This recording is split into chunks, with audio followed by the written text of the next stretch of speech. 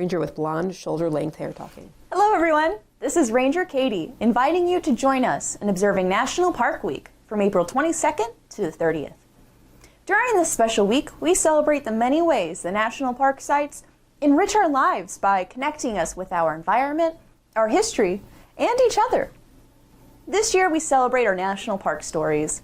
These stories may be special personal memories from our time in parks, or experiences of people from the past that move us. Each day, this week spotlights a different story and theme, an intangible way that national park sites help us experience and appreciate our nation and our world. On Sunday, April 30th, we celebrate love. At Gateway Arch National Park, we recognize John and Jesse Fremont and the undying love they had for each other. Photo of bearded the man. Pathfinder, John C. Fremont, was one of the most famous figures in the American West during the 19th century. That was due in no small part to his devoted wife, Jessie. Portrait of dark-haired woman. Their love affair survived the disapproval of her father, the powerful Missouri Senator Thomas Hart Benton. Older man looking at camera. The man they called Old Bullion was bullheaded and fiery, once putting a bullet into fellow politician Andrew Jackson in a bar fight.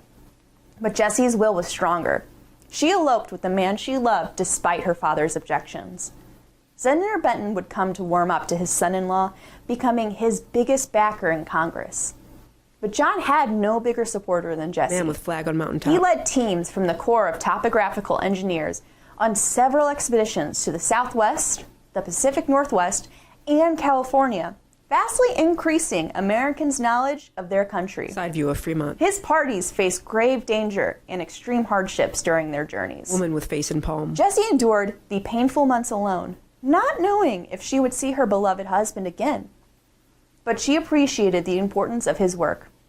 She became what we might call his press agent, taking his dry reports and turning them into riveting narratives that were read by Congress and the nation.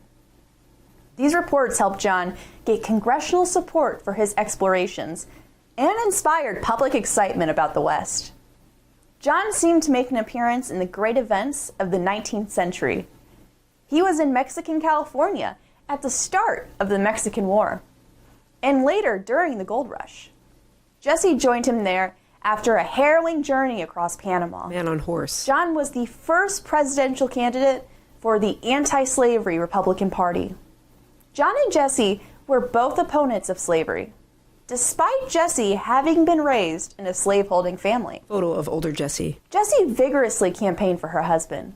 She had become such a celebrity on her own right that crowds demanded to see her at campaign events. Civil War photos. During the Civil War, John was appointed to the post of Commander of the West, but he was removed from this post after a slavery controversy. Portrait of Abe Lincoln. Jessie went all the way up to President Abraham Lincoln to make the case that he should be reinstated.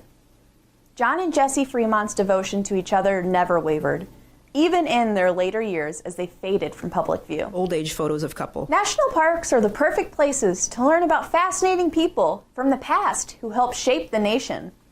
We can better appreciate the humanity of these figures when we learn about the important people in their lives. Mountains and rivers. In national parks, we can renew our love for our country, our history, and each other. Portraits of Fremonts. At Gateway Arch National Park, we tell the story of John and Jesse Fremont. Theirs is a love story, but it's also a story of a nation discovering itself and coming into being. What's your park story?